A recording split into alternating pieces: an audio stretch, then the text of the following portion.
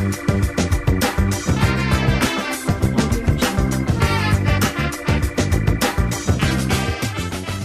welcome you, Mr. Tarun, to our show. Thanks for having me here, Ms. Pragati.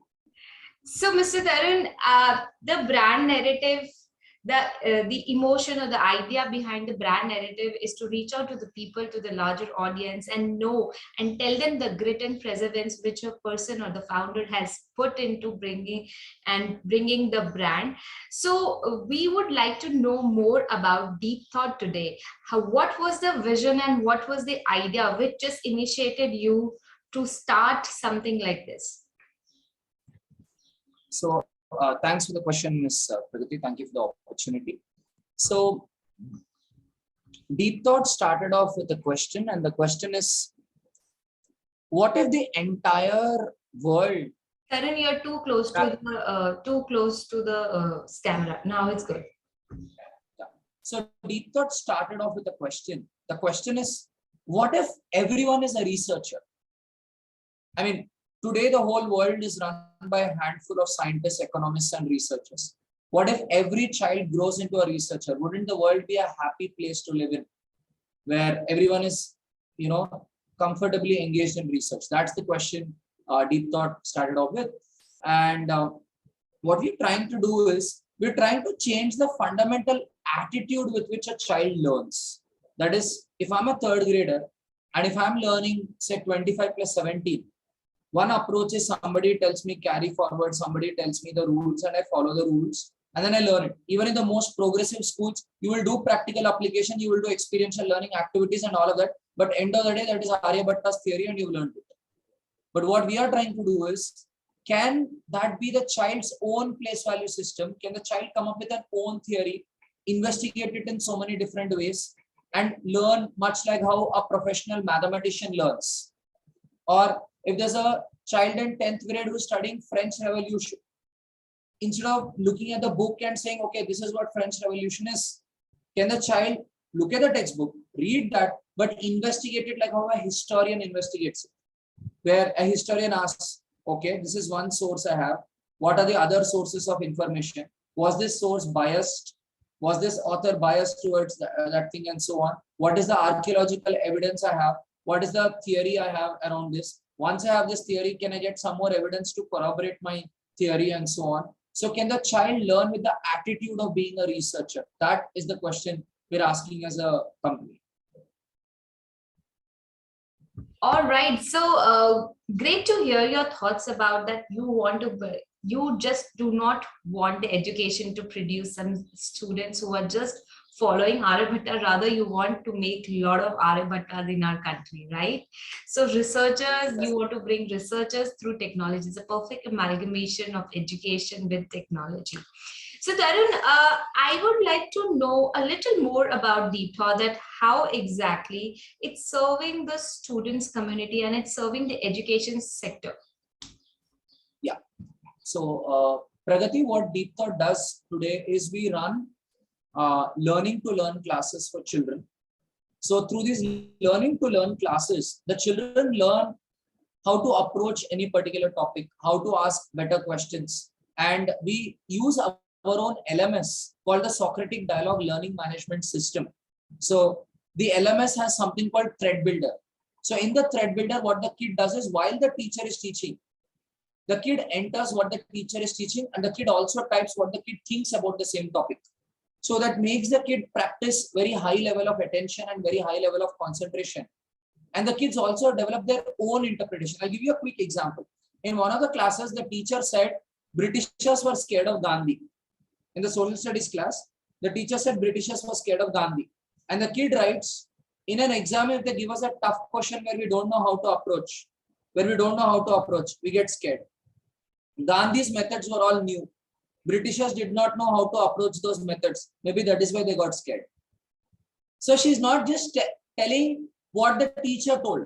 She's writing her own interpretation of what the teacher is saying, because we do not want kids to become parrots. We want kids to document what the teacher is saying. We want the kids to document their own interpretation as well. This happens through our learning management system. So through our learning to learn classes, kids learn this thread building, eagle building, and many of these advanced research learning techniques, which make them approach topics in a lot simpler and a powerful manner. And we are also collaborating with a few schools where the schools are experimenting how this LMS can make their existing teaching learning processes more efficient. Okay, so I could understand that DeepThought is trying to bring the technology into the education. But I really want to know one more thing. Can DeepThought be into the curriculum, and is it like a after school program, or can we just make a balance of DeepThought inside the school also, so that it aligns with the curriculum also? So to answer your question, the three things: one, school can use our LMS directly and improve the quality of learning in their school. And two, as far as parents are concerned, they can come to us for a leadership oriented program. And second is, parents can also have a regular curriculum oriented approach. So there are two kinds of parents: normal parents and ambitious parents. Normal parents only think of curriculum. And then there are progressive, ambitious parents who want to prepare their children for the future. So the parents who want to prepare their children for the future, those parents, we work with the kids to teach them socio-emotional growth. We teach them psychology so that they can understand their personality really well. We teach them strategy and policy level thinking. We teach them some concepts of computer science, product research, and so on. We expose them to a wide variety of topics so that these children, no matter what they want to do in the future, they have the base exposure to execute whatever ideas they have in the future. So that's the leadership oriented program we have.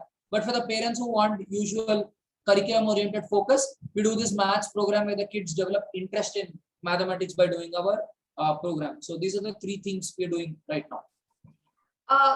So, I mean, Tarun, I still have certain questions for you.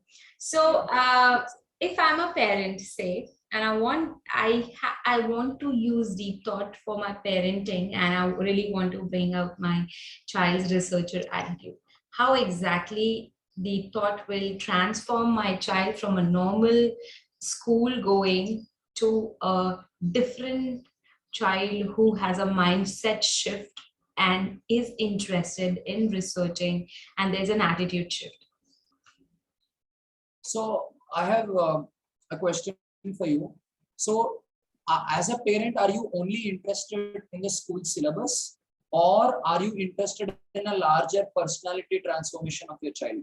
See, as a parent, I mean, not just for me or just for any XYZ, but what I feel is, as a parent, the only thing after into the education industry from 10 years, I can tell you that they do not want syllabus or curriculum or marks. They actually want that after, say, because till 12th class they're in school, and then another 3 years in graduation and another 2 years in post-graduation. So somewhat around 17 years of education, they just want a child who's ready for the life, who's ready to tackle, who is able to earn good for themselves, and who is in peace of mind. So that's, I think, the larger goal of any parent. So syllabus is just a tiny part of it.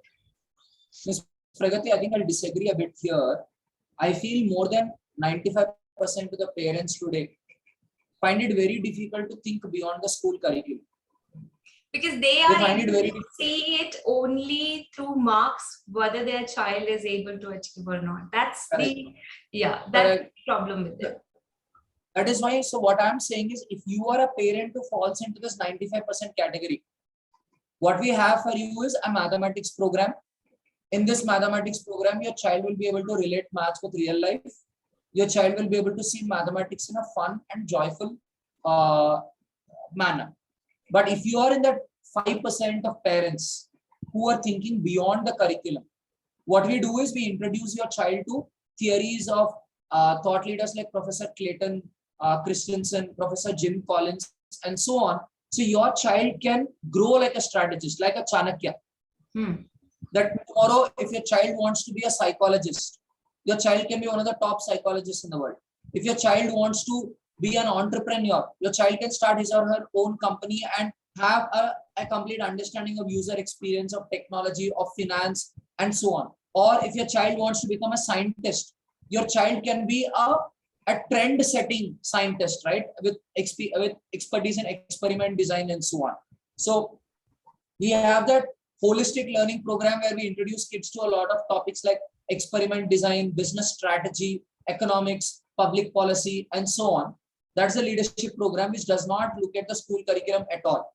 It only looks at how can I give the child the best of perspectives across the world so this child can grow as a leader.